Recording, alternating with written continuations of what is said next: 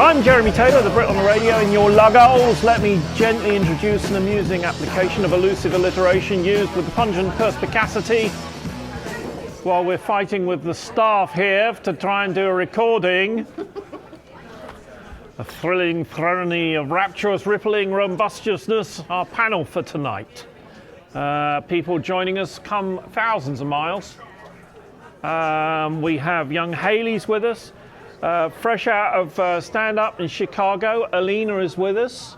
Alena's been on my show lots of times. Very funny lady. You can say hello, ladies. Not hi. Oh goodness. Hey. Hey. That's my naughty voice. And then of course Evo. Evo and Kathleen, the indefatigable Kathleen. Hello. Jason is with us. JT, what's good? What's up? Who else have we got? We've got you. That's Chris. Greetings. Now, we're not very happy with Chris tonight because he's left his wife behind. I will tell her that you're disappointed, Jeremy. Well, I think so. And of course, just Josh. Howdy. Excuse me, did you forget somebody? Nice. Oh, my man, way to stand up for I yourself. can see you sitting at the table. There's Eric, the producer. Oh, there's Dr. Orlando sitting down in the corner, all on his own. Love him. Is it because he's black? That's not cool, man. No. All right, so we thought we'd start with, we like these sort of competition stories. Due to the Muggles' continued population growth, Dumbledore was forced to move Hogwarts, the School of Magic. He chose Middle-earth. Other than a slightly longer train ride for the students, this worked well. The hobbits and local wizard Gandalf was most welcoming. However, with so much magic around, it was only a matter of time before dark surfaces and forces resurfaced. The evil wizard Saruman raised Voldemort, and together they planned the fall of the Shire, Hogwarts, and the Muggle world beyond.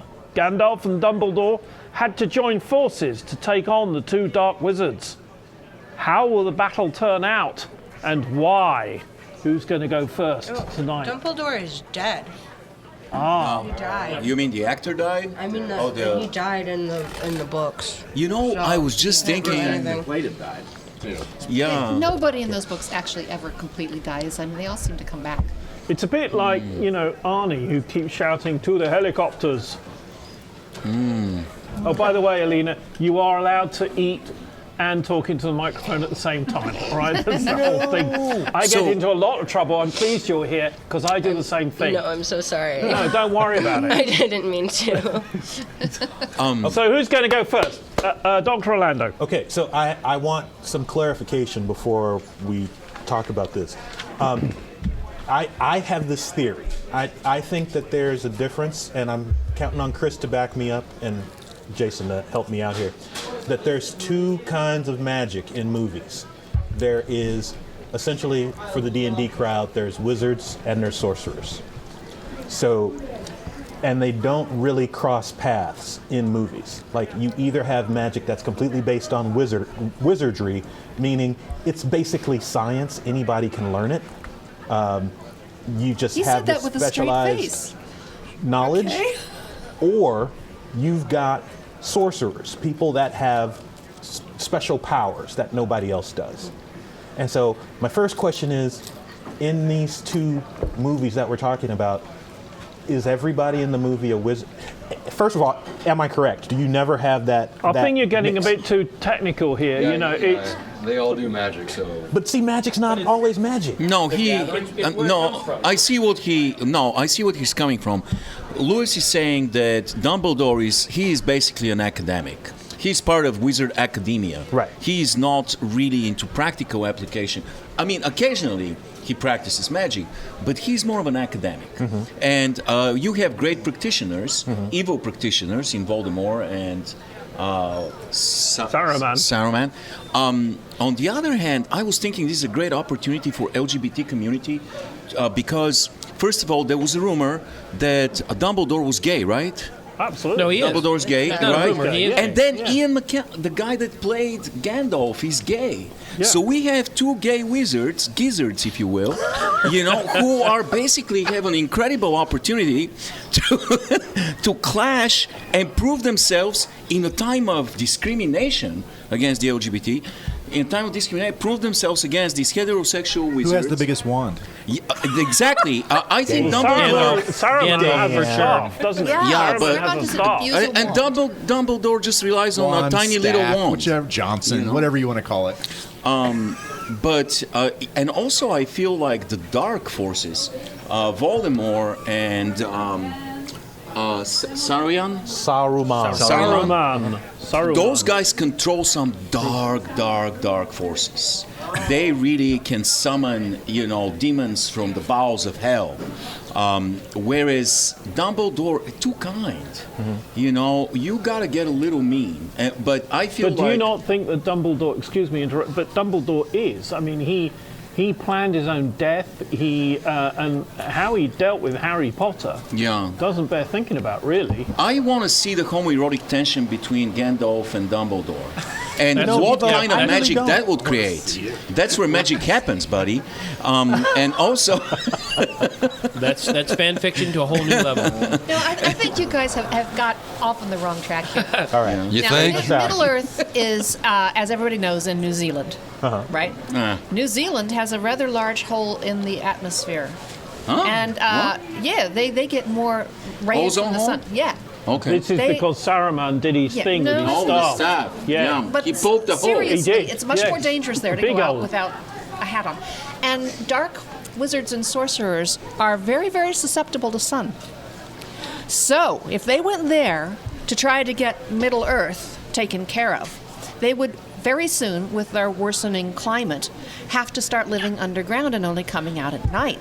So obviously they would lose because the good wizards would learn how to plug up their holes and that But couldn't sort they of thing. just summon a warrior clan or their own dark army to be out Dark in army, the, dark. Do you hear be- yourself? be out in dark the day? army. Yeah, there's the Drow, Sunlight. there's the Duergar, Okay, I'm there's sorry, all evil kinds army? of dark races. Evil army dies in the sunlight. It's the sun. Here's the path to success. They need to, like Dumbledore and Gandalf, they need to summon, Saruman and Voldemort. They'll summon all these evil spirits and demons and, those guys that were they like Death Eater. Death Eater. Yeah, they'll summon all these monsters. But Dumbledore and Gandalf can summon magicians from the world of the Muggles. They can summon David Blaine and David Copperfield. Yes. First of all, David Copperfield can make that guy's staff Doug Henning is disappear. the best. And Yeah. Corfu. He made freaking Not just Statue of shrivel, Liberty but disappear. disappear. No, wait. There's a difference between a magician and an illusionist. Wait a There's second. We don't know difference. that. They call themselves magicians, and David Blaine can bore them to death. He can go into a transparent box, sit there for like 2 months, and those guys will just die. They'll give up. What about Voldemort will fall into. Siegfried and Roy. Siegfried and Roy and their tigers, man. Yeah. Summon those Oh, guys? they can summon tigers. All right, so look, before we get onto the main stuff, I really just want to Tiger go always who's wins. going to win? Tigers. Who would win? Would it be Saruman It'd be and Dumbledore Voldemort? The gizzards, Voldemort. the gizzards will win. The gizzards will and win. Gandalf. I mean, Gandalf Yeah. defeated the Balrog. And- One and you- of the more powerful creatures in Middle Earth. Plus, he comes back from the dead. I mean, literally. Yeah. Yeah. Sauron doesn't do that. Right. He's basically kind of held alive because he invested so much power in the ring. And Can you see Voldemort working with anybody on an equal level? nor Sauron. I mean, they don't want to share power. Eventually, No. they'd fight each other, and Exactly. The other two would just wait it out and then take out the weakened other one. So the general view is then, okay, so Dumbledore and Gandalf win. The gizzards. Okay, win. so let's move on to the next one. Okay, you may have wondered where the term spam for unsolicited emails is said to have come from. Well, in fact, as we're now hearing in the background, spam, from a sketch in a cafe where everything is made of spam. My There's ham, point is, bacon, eggs, and spam. And spam, egg, bacon, and spam. and now for something completely different. Why is Monty Python not actually funny, I ask? I have no idea. Alena, you go first. I didn't understand this question because Monty Python is funny. So when I looked, I mean, I guess if you're Catholic, it's really not funny at all. But other than that, I don't know why. Anybody who can see Python- the absurdity in life thinks Monty Python is funny. He's self-indulgent pseudo-intellectuality. You think? Yes. Now, wait a That's why minute. it's Okay. funny. Okay, you're the one who posed this question, so let's ask you. Why do you think Monty Python isn't funny? Why do I think it isn't funny? Yeah. Well, along with Eric Idle and a couple of the other Pythons who didn't think it was funny, with the exception of a very few sketches, my feeling is it's just posturing tripe under a big foot. That is that you used a completely important word there, posturing. It's a takedown.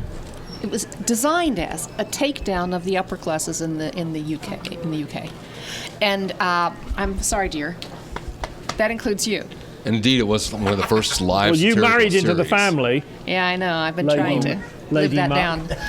Yeah, everything in the 60s, 70s, probably 50s in Britain, in Great Britain, was basically deflating the ego of the upper class, wasn't it? The humor was kind of Ministry of Silly Walks. I have enjoyed He's doing always radio an upper with class you, twin even of the year. I mean, 5 years. So, what do you guys think is funny? I think there's this idea that because it comes from Britain, it's funny, and all British humor is funny. But I agree. I don't think it's It's- funny at all. I think there's a few funny skits, Yeah. but overall, it's not Sketch funny. comedy is usually not funny. What happens is, guys, and I was thinking about this, it's the anticipation of the funny sketch. You're watching sketch comedy, and it's one after another, just like with Saturday Night Live. Most of it is crap. You look at it, 70%, But you have to- and your anticipation of something funny. Yeah. You have to be fair to people on Saturday Night Live, though, because they're making a 1 hour long television show in 1 week.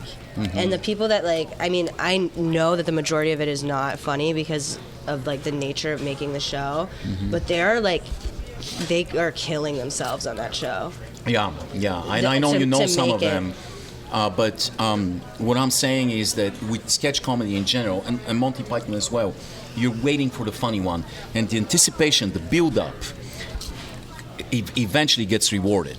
And so you have 2, 3 funny, like the Ministry of Silly Walks, or the Holy Hand Philosopher's Grenade. Soccer game, ancient Greeks versus the yeah, Germans. that one was great. That one was great. Except for the addition of Beckenbauer. You don't remember That those one at was all? great. That's the best one. That's the But- one sketch that my the wife best finds one. funny about. Don't be Monty Python. silly. Plenty of good sketches. People exploding unexpectedly. Wonderful. Love it. Albatross! Albatross! This parrot is dead. There's the parrot one. There's the sheep in the tree. The cheese shop. That's Oh, the the only good one. The lumberjacks. lumberjacks Absolutely. is the only So, good one. so wait a minute. So I have a question for all of you. So, because Evo, you were talking about sketch comedy, and Alena, you were talking about that as well. Yeah. So, what do you guys think is funnier? Is it funnier when they actually do a movie? Do you enjoy the movies more than you do actually The movies are really sketch after sketch after sketch. Life of Brian had several segments that were funny, and a lot of them were not. Right. But several of them are really funny. And the same thing with The Meaning of Life. The same thing with The Holy Grail. So you would argue that there's really no difference between the movies and No, it's stitched up segments into each other. Into a loose story, yeah. Yeah, Okay. and That's a good you call. know, I like how you put that. That's yeah, but the Because question is Dickus, what I like and that. let's ask Jeremy then, because he doesn't has a like wife, Monty you know. Python at all. So what do you find funny? Is there anything? There were, for me, 4 or 5 sketches that they did.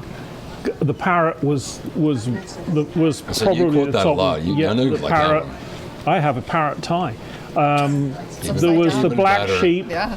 There was the black sheep interview, which is where the black sheep had led the rest of the sheep up into a tree, and the farmer's being interviewed because he's pissed off because the sheep they're up in the tree and he's talking, and then every now and then a sheep falls out of the tree. There was the sheep one. There's obviously the albatross. Albatross! That was unfair to albatrosses. And of course, the top of the whole lot was Spam, which people don't realize that has continued on into usage today. So youngsters, like Haley, for instance, at school, they talk about spam, and they've no idea where it came from, and it came from Monty Python.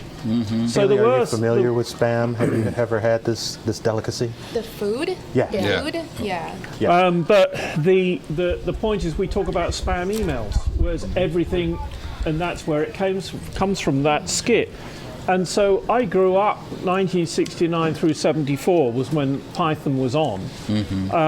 And yes, you know, but it nearly wasn't called Monty Python. There were other names they wanted to call it. And they just decided Monty Python was the funniest, you know. And think of the Beatles and Sgt. Pepper's. You know, it's all that sort of genre, if you like. But I didn't think it was funny. And Eva and I were talking the other day about unfunny comedy where it's just simply embarrassing. And that's, you know, the Ministry of Funny Walks. I didn't find that funny You didn't? at all. No. Your problem is you never look at the fun side of life. No. But that's Do you not You know, like? Alena, Do you not like like slapstick comedy, like physical comedy? Is that why you don't like that sketch? Do you like Charlie Chaplin, Buster Keaton, like? Benny Hill. well, Benny Hill is not on the same level no. as Charlie But he Chaplin is and Buster slapstick. Keaton. And Charlie Chaplin, of course, was one of the first to think about the manipulation of the comedy to make it work. He said, for example, funny is walking along the street, noticing the banana skin, walking around it, looking how clever I am, I didn't fall, and then falling down the open manhole. That was his example. There aren't very many interviews with Charlie Chaplin, but he did do that. And sort of, But that's a lot of what Monty Python does. I mean, look at the classic Spanish Inquisition sketch. I mean, they start torturing an old woman by putting her in a comfy chair and then poking her with soft pillows. Yeah, It's the same juxtaposition. good. Not the It's soft so good. pillows. no, they use several techniques. They use several different expression is just perfect in brands that of sketch. humor. They use black humor. They Say use, what? They use obviously they use a lot of slapstick, absurdist humor. They use self-deprecating humor and satire, and these are all different branches of humor, and they use them at varying success. You know, sometimes they're good, like the bit with the philosophers, the German classical philosophers versus the ancient Greek philosophers. That's one of the best sketches of all time. At the same time, the gross out stuff, unnecessary. In The Meaning of Life, there's so many times where I just couldn't watch. It was unnecessary. Yeah, that's their worst movie. Just the what about vomiting and the knight that gets chopped up. or That's something. from the movie. yeah, the that's Black from the Knight. Holy Grail. Holy Grail. Right, really Helen funny. Brown. Yeah. And So is there fantastic. has everybody here been exposed to stand up like and I'm actually pointing this question at Jeremy because I've heard that stand up is an American institution. So is that true, Jeremy? Did you ever get experience with stand up? Well, only with Eddie Izzard or say Jethro. But, it may have started Izzard- in the States. Yeah. Jimmy Lena, you Carr. were- Yeah, you were but gonna add- see, Jimmy Carr is your generation. Well, Mark Twain. I mean, the legend is that Mark Twain started stand-up comedy because the way he presented his material is he toured around the United States and he read from his books. Like a lecturer, but a lot of his books On were stage. comedic works. Yeah. So he read on stage. So they have this thing called the Mark Twain Award, which is the highest award you can get in stand-up comedy. I think the last person I heard about winning it was Tina Fey, which she doesn't do stand-up, but she's a comedian. And it's specifically geared towards stand-ups because they think that stand-up originated with Mark Twain. I know that in England, or like my friends that have come from England to the States to do stand-up have said it's a lot harder to do stand-up in England, that there aren't clubs. You have to go to just bars. Yeah. Well, you can do. I mean, I have a friend who's a comedian, a friend who's a comedian, who's a reasonably successful comedian. So serious across the river. And they do gigs, in clubs, and they'll be doing a gig to 500 people, 1,000 people, something like that, maybe. That's cool. But a lot of it, the ones I heard about, one of my favourites was during the war. They come on a stage during the bombing. I mean, literally. One of them says, "Here's a funny thing, ladies and gentlemen. Now, tell you what," he says, "I was doing a show the other day down the Gaumont, down the road, and it came on to bomb." He said, "The bloody fucking Germans." He said, "You can't get on a stage anymore without them coming over," and off he goes. But the comedy was different. Then you had Old Time Music Hall, right? Vaudeville. Well, yeah, sort of like vaudeville. Is yeah. vaudeville Chaplin started from one country and another, or was it just all over the place? It was Paris and London mostly, right? Paris, and Charlie London, Chaplin started Berlin. in it. Yeah, Berlin. Berlin was No, big- I'm thinking big like center. the. Alena, what's the place that the old-timey comedians from the 20s and 30s would play in the Catskills? Oh. I was thinking that, but I'm They completely played wrong. in a lot of strip clubs too. I Like can get Lenny behind that. Bruce.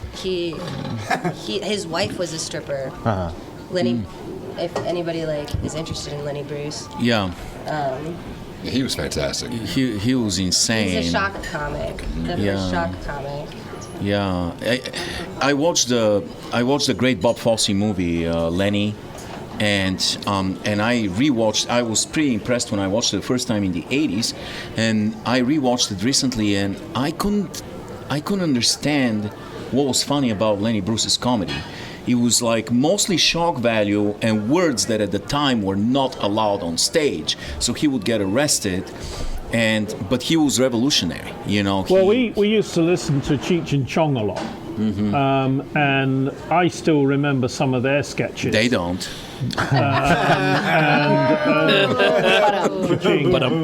Looks like you're going to Chicago. Cheech and Chong. Dave's not here, man. And then there was, what's his name, Newman? No, Not here, man. what was the guy? Yeah, Dave's not here. Yeah, well, that's, classic. Just don't mention Bill Cosby. No, not Bill, well, Bill Cosby, of course. Come on. Who was the other guy one of the first American stand-up comedians, Newhart. Okay, Yeah. Bob Newhart. Newhart, quite literally, I used to, the radio station in my hometown would just play old stand-up comedy clips. Right. And they would play clips from the Button Down Mine. It is some of the funniest shit I have ever come across. And it's not even, you can't describe how he sets up his jokes. Oh, his delivery is just so fantastic. Uh-huh. I mean, But he did one that I heard, I can't remember when I heard it, but it was about, he'd been to a party the night before, Newhart had, and he decided he would call his friend the next morning, and it's, "Hey Joe, yeah, Bob here, hi, yeah. Hey, I just wanted to thank you very much for last night. Yeah. Did I enjoy myself? Yeah, yeah. The cat. Well, I know you live on the 15th floor. And it was a hot night. Yes, I remember that, yes. And the window was open. And you can't find the cat. Well, going around my head, and He was You have famous to be- for his one-sided telephone conversations. I think he had some of those that down to a T. But I think also these guys who do it, I mean, Alena does this. This is what you do, Alena. You've got to have your stuff, and you've got to have it off pat, and you have to know timing's everything, isn't it? Yeah. So you have to go to open mics, and you have to go to the right mics, right? So if you go to an open mic at the Laugh Factory, you have to have a tight 5 minutes. And you have to have 5 minutes that works every time you do it. Right. If you go to an open mic at a coffee shop, you can do whatever you want to do. And you also have to be able to go to open mics and do whatever you want to do and do material that doesn't work. Because if you don't try the material, and try to experiment, you're going to be doing the same material for years and years and years and years of your life. Now, I know you write your own stuff, but do you have other people write stuff for you? I write with other people. Right. So I might write sketches with people, or might like write a Facebook status, or like something silly. Right. But I don't have people write my material for me. And if do I'm you doing have stand-up. a feeling? I mean, when Eva and I are doing a radio show, we sort of know what's going to work and what's not going to work. Do you get that in your tummy when an idea comes up and you think that's not going to work? I have a feeling. I'll have a feeling of it, but you don't know until you try it. And then if you try it and it doesn't work, you just have to stay there for 5 minutes and know that it didn't work and try to do something that will work. But if you can't, you're just there. And also, you're performing in Chicago. You're performing for other comics. Almost all the mics are other comics, and most of them aren't supportive. Oh yeah, like they don't. In Chicago, they're not. Yeah, they're very, they want you to die very right now, competitive. please. Very competitive. There are a lot of like really supportive, loving people within the community that you can find. It's like any kind of community of people. There are people that are difficult to deal with and people that are not difficult to deal with. Yeah, it's also very interesting that you can deliver the same material to two different crowds and have a completely different result. You can have people rolling on the floor laughing, and the same jokes the next night everybody's like Dr. not paying Orlando. attention. So, just a really quick question/idea. Do you think we could find within this group someone that we universally think is funny? I mean, we got literally like 9 people here tonight. Is there, like, if I throw out a 8. name, just like a really quick yes or no, is Ben Stiller funny? No. No. No. How about Yes. how about Steve Martin? Yes. Yes. Yes. Yeah. Well, we got to know. How about How about Bill Hicks? Yes. Who? I don't think anybody besides like the folks that know Bill Hicks would say Bill Hicks. I think a who is going to have to count as a no. Yes. How about Robin George Williams? Carlin? Oh. Yes. Yes. Yeah. George Carlin? Younger George Carlin, older George Carlin is all about society and politics. So he didn't even try to be funny. I agree. In the last 5 years of 100% his agree. life, he didn't do comedy. He was doing social commentaries. Yep. How about Rodney Dangerfield? Yes. Yes. Yeah. I just know that I get no respect. That's not dangerous. All right, how about That is- Eddie Yeah, Izzard? it is. Say it. Now everybody knows Izzard. How about I Eddie bet Izzard? everybody doesn't know Izzard. Eddie Izzard, yeah. I know. People But don't he's know who very- Eddie Izzard is? He's very English. Yeah. Yeah. Who was He's the guy hilarious. you mentioned earlier? The other English comedian. Jimmy Carr. Yeah. Jimmy Carr is my favorite person to watch right now. But I'm guessing that maybe besides Alena and me, I would doubt that anybody else knows who he is. So do we think Woody Allen's funny? Oh God. No. Oh, I don't know. Back in Early, the day- early Woody Allen. Later, he no. was hilarious when Back, he was in, young. back in the day, he I did think he's stand up. annoying. He's very derivative now. How about Kevin Hart? Yes. Never heard of him. Yes. Who said no? Was that you, Alena? You said no? Okay. What's up with that? I got one for you. I don't know. I got I one don't for know you guys. who What that about is. Richard Pryor? Yes. Yes. Yeah. Robin. What about Dice? Yeah. Robin Williams.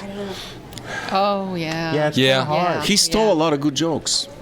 I didn't know that. Really? Yeah, he was. He just used a notebook in the back of Uh, the comic public. Everybody does that. Oh yeah, okay. There's a lot of accusations in the comic community that he stole 90% of the jokes. Robin Williams? Yeah, he would go to comedy clubs, listen to like people that haven't made Really? it big. Never heard yeah, and just steal them. And there were a lot of people pissed off at him. Well, yeah, but, Yeah, but it what's was wrong in stealing jokes? his acting I mean, ability, his, just his word for word. spontaneous stuff. Yeah. That's art. I mean, Yeah. people paint other paintings. People write True. songs based Well, where on do other we get our songs. stories from? You know, Yeah. it's you have to.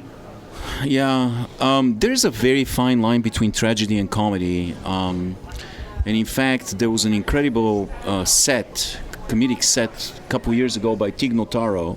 And she got breast cancer and it had spread. Yeah, I think it was stage 3. And it was life and death. And she did a set based on her on the revelation that she has breast cancer. And it was sad and excruciating and funny. I don't know how she did it, but it was one of the best things I've ever heard in my life. It was about half an hour, and Louis C.K. actually tweeted afterwards, said this might be the best comedic set he's ever heard. She made it into an album, and it sold on the internet like crazy. She made like $1 million off of this thing, and it helped her fight cancer. She got double mastectomy, and is okay right now. But that was an incredible. She's the one that had the special on HBO and she takes her shirt off. Yes. Yeah. Yeah. But that's post. Post, but that's she's. Yeah, she's good. And then I was just thinking that basically tragedy and comedy. Somebody said that comedy is really tragedy plus time, and you can find funny in really really sad situations, but that's why we say it's too soon every once in a while. From what I understand, most comics have grown up in a real shitty life, so that's where their comedy comes from. It comes from torture. There's this weird thing where there's some like super popular comics that did not. Like, who's the guy that has the puppets? He's in Vegas all the time. Yeah, God. Jeff Dunham. Jeff Dunham. Yeah. So you said puppets, so you lost me there. No. You mentioned puppets. They're dummies, actually, I believe. Well, okay, dummy. But like you got that. You got the blue collar comedy tour guys that like they're super successful. But I think they're successful because they don't they don't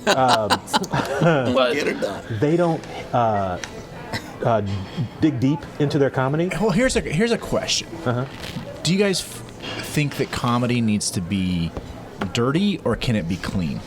I think it can be clean, but it can also be really great when it's dirty. Well, dirty jokes are a thing of it's an entire genre, and it's all about breaking censorship, societal censorship, and that's what makes them funny usually, But I think the best humor is the one that doesn't necessarily rely on dirty jokes. The guy I know who is a comedian in the UK, he won't do military gigs, where he's doing stand-up. He won't do. He's always asked to go down and do a Navy or the Army, because he can't get the story out, the funny story out. And you have to. What he's saying is he specializes in rather dirty stuff. But it's not. Is that why you can't do it? It's not. He tells what we call shaggy dog stories. And or there's another comedian who I've temporarily forgotten her name, who thought it would be really funny and she'd be interested. She's single, by the way. She wanted to make. She always wanted to make a porn movie. Right, so she asked all the ladies she knew who was their favourite male porn actor, and yes, women watch porn. What? And so off she went. She got in touch with this guy. Everybody said, I want to make a porn movie. I think all the ladies watch BBC porn. For 25 minutes, she made a porn movie for real. Really? Yeah, and she's well known, married with kids, but she wanted to it was something she wanted to do.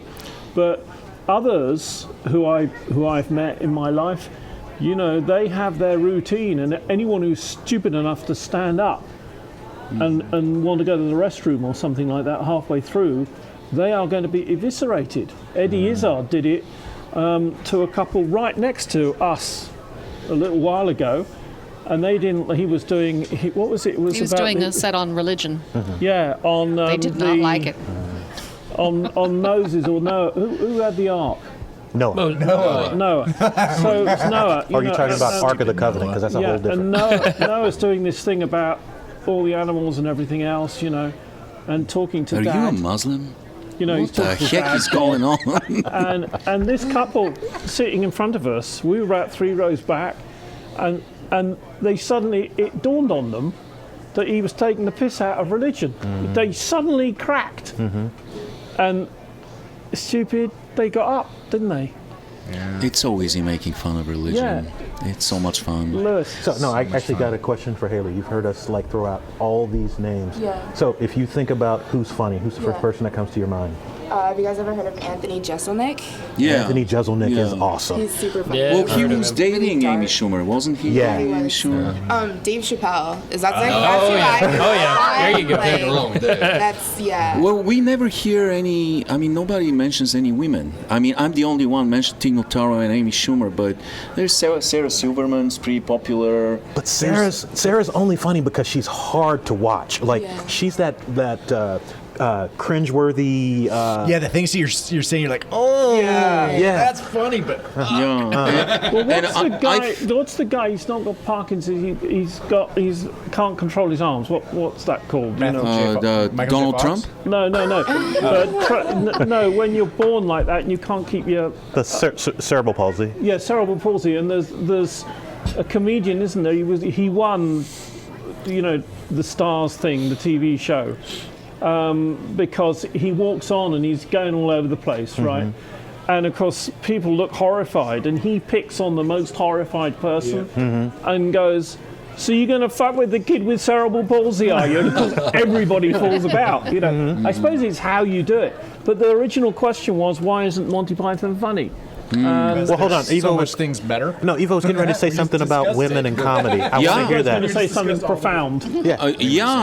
I feel horrible for women in comedy. I feel horrible because they feel obligated to overcompensate for being women in a very male-dominated domain, and because of that, they have to over-sexualize their comedy, and it's do. all about super dirty shit. Like Amy Schumer Well, CNN did the history of self-destructed. comedy, and there was an episode directly about exactly what Really? you're talking about female comics, like Lily Tellman, Elaine Boozler, Yeah. and that how they had to do exactly what you're talking about, Yep. and which is why you see what Amy Schumer does today. I Yeah, mean, she's just- self-destructed. She really doesn't.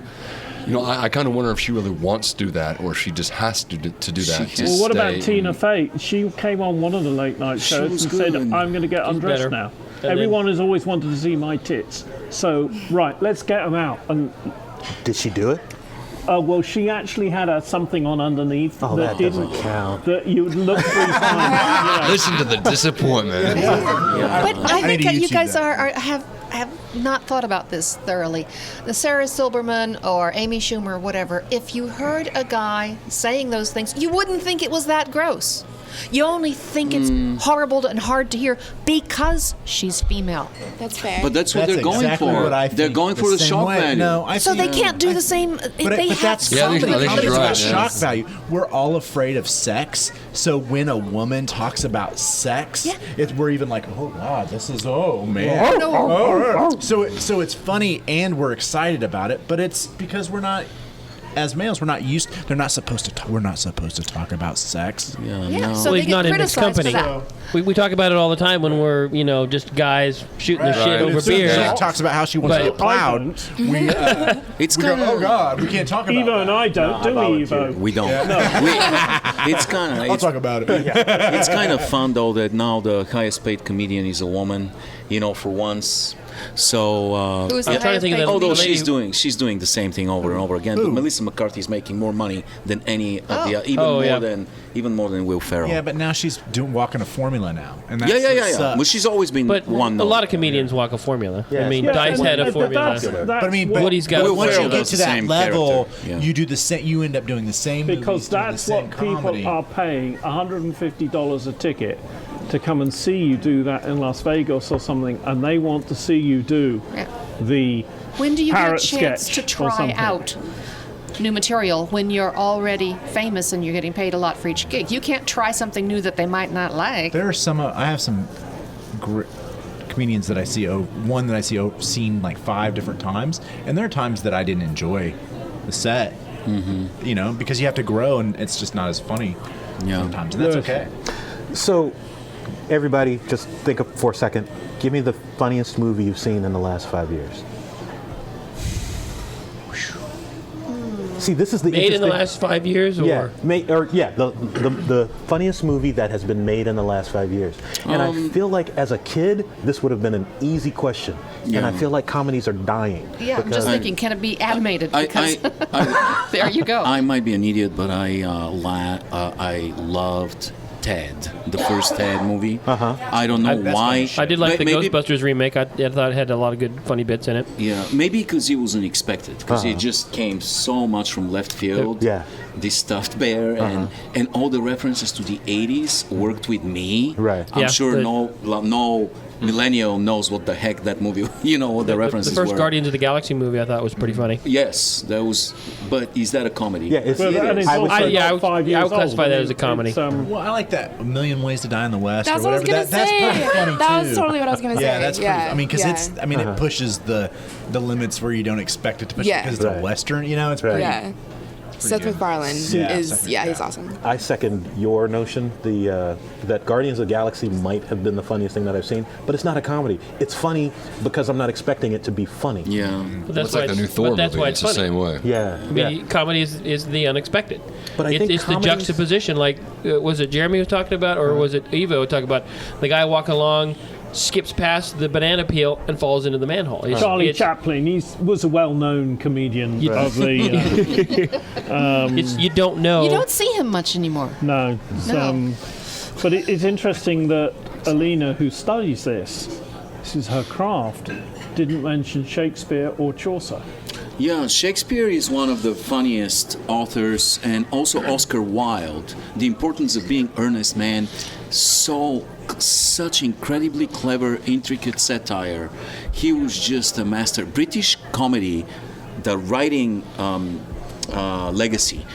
Jerome Woodhouse. Woodhouse was incredible. Douglas Adams. Blackadder. My God. Douglas Adams, one of the funniest things ever. Sorry. So yeah, a lot of great comedy comes from Great Britain, which is really puzzling because Jeremy also comes from Great Britain. It's the repression in that's all that self-repression in England. I'm just not a big fan of British humor. I mean, that's not my style. Yeah. And a whiskey diet. I'm simple dick and terms, fart fuck jokes. Dick and fart jokes, as they say in France. So let's move on. Interesting one. I keep asking. I want to get the team to think, and one of the purposes of tonight is to have people think. Okay, to actually don't just listen to it. Think about it. A respected friend. I like to I'll react. start for the third time. A respected friend and mentor informed me the other day that he was thinking of buying a gun for self and family protection. I'm not sure if this is a wise and good thing or an unwise and bad thing. Why, team? Might my friend regret or be glad that he took such an action? Let's start with Josh. I don't Just think because it's you a- gave me that look and shit just now about being English and comedians. So, I don't think you it's know. about good or bad or right or wrong. I think it's about what the purpose is, right? What the purpose is for you buying a gun, right?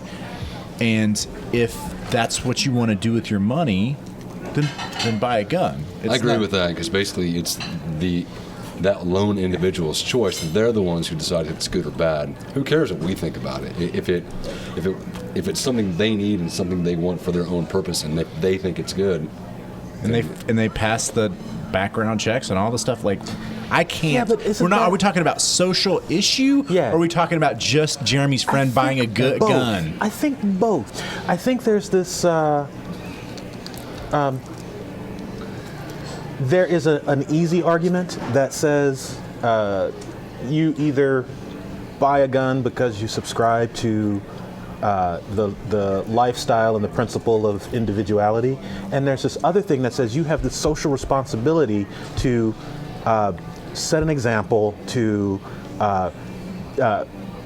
act and think in a responsible way, and buying a gun is and this is, I guess, part of where it gets fuzzy. Buying a gun, partaking in that lifestyle, is not an inherently responsible behavior. And so I think that there's, like, if you're answering this question for, if you're answering it on a societal level, you got one answer, and if you're answering it on a personal level, you got a different answer. And I don't think that that's necessarily fair. That's probably not the right word, but you can't separate yourself from the society. Is kind of the problem. Right.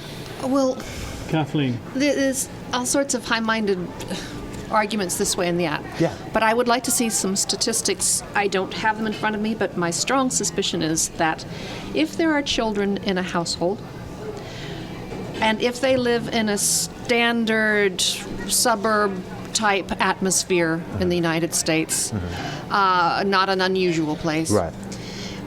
their chances of somebody in the family getting shot are way higher in households that own guns than in households that don't own guns. Well, obviously, Yeah. I don't think anybody So at the table if you're would argue getting that. Yeah. a gun because you think you might want to protect your family, you got to think, hey, I'm probably endangering my family by having this. Yeah, I you think got, Lewis brings up a good point because really it boils down to responsibility. I mean, I hate to say it, but with great power comes great responsibility. If you've got the power to hold a weapon and kill somebody, you better be, bingo, you better be damn responsible. I'd like to Unfortunately, ask, we have no Haley, way to will you judge join in that. on this one? What do you think? Yeah.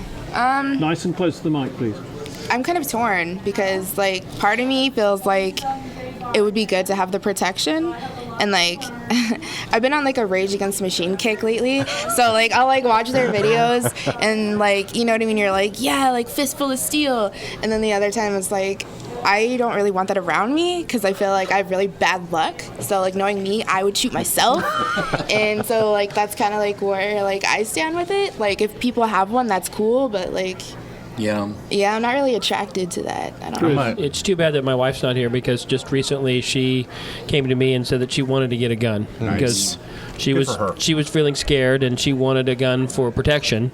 And I've long advocated to have at least a handgun in the house that's a little bit easier to get to than a long gun. And she was surprised when I told her that she needed to go to classes and she needed to learn to handle the gun and know exactly what the gun was all about. And we had a bit of a debate about the issue, about whether or not she was We're all actually trying going to to imagine classes. this bit of a Issue right debate. there. Because she was initially was just like, well, you get the gun and you learn how to use it. And I was like, no, you've got to know exactly what it is, how to use it, how to shoot it, and be comfortable shooting it. Because if you're getting it to protect yourself when I'm not there, you got to know how to use it. Because if somebody breaks in and you get the gun and you're at that point where you think you're going to have to use it, you don't really want to be thinking about, okay, is this the safety? Because you're going to be shaking, the adrenaline's going to be pumping.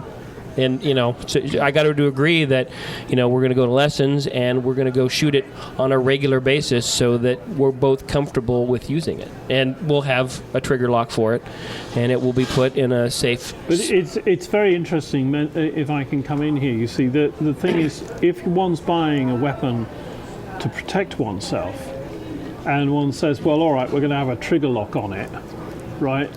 I've already, and Evo, we've both been trained how to use weapons. We've taken the gun off you before you even remember where the key to the trigger lock is. It depends on how long it takes you to get into the house. If I've got an alarm system... Less than a minute. In any house? Pretty much. We just had a security team in our house this morning doing precisely this, upgrading it. And it's what they say, funnily enough, the biggest deterrent is not cameras, because professional burglars come in and what first thing they do if they see cameras is they go and rip out the DVR that's recording the cameras. It's lights. Yeah. And then alarms. What about dogs? We've already got lights. Dogs, yeah, big dogs, little dogs. Little dogs, they prefer little dogs. Sorry. They prefer big dogs because big dogs tend to make friends with people. Little dogs are the ones that make all the noise. Okay. But what I'm interested in, and I don't normally But you join have a in drawbridge. Yeah, we have a drawbridge and staff and all that sort of thing. And the gators, And the alligator. Armor, right? Well, what about automatic, robotic controlled guns on the outside of the house? Well, yes, I mean anti-aircraft weapons. My thing, I think, with guns and homes all the time is I do this one. They were 6th graders. That's between the ages of 6 and 7. The parents actually were asked to identify their children by bringing photographs to the school. The medical examiner, with 30 years' experience, wouldn't let the parents see the bodies. You see, they'd all been shot 3 or 11 times, a minimum of 3 times and a maximum of 11 times. 6th graders. each with a military assault rifle. So you see, many of the kids' heads were pretty much gone, and their body parts were gone. And I think in America, people do not understand what a weapon does to somebody up close. For example, if you fire a revolver off in a gun in a room, you can't hear yourself speak for 5 or 10 minutes. You know, people just don't understand what the things will do unless you surf the dark web and. Right, but what I'm thinking it's is not the same. What I'm thinking is, I don't believe that today, in 2017, pushing 2018, we can do anything about the guns that are out there. What I do think we could do in America is to curtail the where one can have weapons. So, for example, they were talking on the radio today about Texas and the shooting at the church the other day. It is perfectly legal to walk into a McDonald's with an AR-15 strapped on your back, with bullets in it, ready to go. You just have to press the safety and you can let loose. It's perfectly legal. Yeah, it's ridiculous. And that, I think, is where it makes it, you know, if you're seen with a weapon, then, you know, you're going to get into trouble. Sort of type legislation. The problem is no one will even try and talk about the legislation. No. What do you think about this argument that's being made lately about by attorneys general, of all people, that you gun legislation doesn't do any good because the bad guys will break the law anyway. So, you know, the laws don't do any. Law enforcement saying, nope, no use having laws, nobody obeys laws. So why do they have any laws? So the reality around that argument, right, is that bad guys are killing other bad guys with their illegal guns, right? It's the legal guns that people are buying and doing these mass shootings. That's the scary piece for me, is that I would be more than happy to hand over my guns if everybody hands over their guns. Oh, yeah. And says, and when this is a common thing that we're all going to do as a society because it's not working right now. Yeah. So I really feel that these, you know, I used to be like, oh, I need an AK-47. It'd be fun to have an AK-47. But as I get older, I'm like, what's the point? And if you guys have an opportunity to read Sebastian Junger's Tribe, read that book, because that'll tell you exactly the culture of white males in these mass shootings, because they only happen in the United States and they only happen with white males. And there's a reason for that. And that's because the loss of connection with other people. I agree. I think that, I don't think it's a gun issue as much as it is like a cultural issue. Mm-hmm. You know what I mean? I think like you hear about like these people that do these mass shootings and they're usually like really like isolated, like individuals and like outcasted. I mean, some might not be, but a lot of times they are. And it's like, I feel like that is sort of like a systemic problem, you know what I mean? Because then it's like a reflection of like who we are as a society and how we value like people that are different or outcasted. And I think they fantasize, and that's kind of their way of like getting like attention or infamy or like, you know what I mean? Yeah, our society is definitely more susceptible to this kind of isolation. That's proven. We have more serial killers than any other country in the world per capita. At the same time, I gotta tell you, I hate to tell you this, but human beings are unstable by default. And if you oversaturate, if you saturate and oversaturate a society with firearms, with death that is as easy as pulling the trigger, it's gonna happen wherever there's more than one person. You will lose your shit, you will get fired, you will be cheated on by your wife, you will get cut off in traffic, and you will have an AR-15 at your disposal. This is happening every single day in this country. There was a strategy that was employed by the NRA and the gun manufacturers in America, one of the last industries that is still functional in this country. Next to horrible cars and horrible movies, we have 5,000 gun manufacturers in this country. This is a giant industry that Ike Eisenhower warned us about. It's happening right now. It's here. The strategy was to oversaturate the society with firearms to a point where you won't have a choice but to buy a gun. I hate guns. I've had a gun, and I know how devastating it is in the Army. and I hate them. I don't want to use a gun. But I'm at a place now where I don't have a choice. I have to buy a gun because everybody has a gun. Because people are losing their shit every day. There are 365 days a year. We have 365 mass killings in this country last year. Every single day, it's defined by more than 4 people dead by a firearm. This has happened every single day last year, and we're on track of having it more than every single day this year. So this is where we are. I still don't believe that buying a gun decreases your chances of dying. I think buying a gun increases your chances of getting shot. You bring an interesting. Hold on. In Newton, where I grew up, just a couple weeks ago, a friend of my family's got shot with his own gun. Yeah. In his truck that he left in there when the guy was trying to rob and steal his truck. Got shot with his own gun. He hadn't bought that gun, he wouldn't have got shot. And that's apparently that is the largest factor in whether or not you get shot, whether or not you own a gun, and you're usually getting shot by your own gun. I mean, what about or kids? Your kid is. The kiddie who was sitting in a restaurant with its parents, had been taken to a restaurant, one of these ones, not like Conroy's here with a booth, and some old bugger was sitting in the next one, and he'd forgotten to put his revolver safety on. The thing went off. Right, and it fortunately just creased the kid's leg, and she did have to go to hospital, but she didn't actually need stitches. This is because this old fart insisted on taking his revolver in case anyone walked into Applebee's and opened up on them. I mean, that's why you have it, though. People who have it. And that's going to happen. Accidental shootings are going to happen. What's really more troublesome is kids are getting shot by their own guns because there are several manufacturers that are manufacturing and marketing guns for children, including the company Cricket. They make pink shotguns for girls, blue for boys.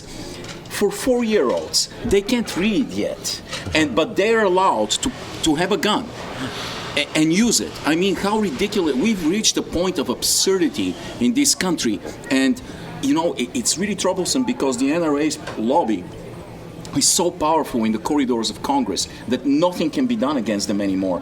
And even though the majority of the population, including gun owners, want stricter gun control, nothing is being done. Nothing is being done and nothing will be done because they're so powerful and they hold them by the neck and they're gonna squeeze if they pass any kind of regulation. So I wanted to just get back to your question, Kath, about the argument of if guns are made illegal, only the bad guys have guns. This is actually one of the most annoying arguments that I've ever heard. Oh yeah, completely because useless. it's like I had a high school math teacher. He would always talk about the trivial and true. Like if you make guns illegal and you have a gun, you are by definition a bad guy. So this argument is one of those things that just annoys the piss out of me. It annoys the piss out of me because it's one of those things that refuses to acknowledge that there is a societal cost and a societal effect of having all the guns. If guns aren't readily available, then all the bad guys don't have guns. That's got to count for something. Well, Dunblane happened in England, right? You know about Dunblane. Yeah. And they reacted very differently than how we reacted to Newton. They banned all guns. In fact, the Olympic team for Great Britain for shooting, they have to go and practice in Switzerland. They're not allowed to practice Olympic shooting in England. That's where they are. The cops don't have guns, as you know.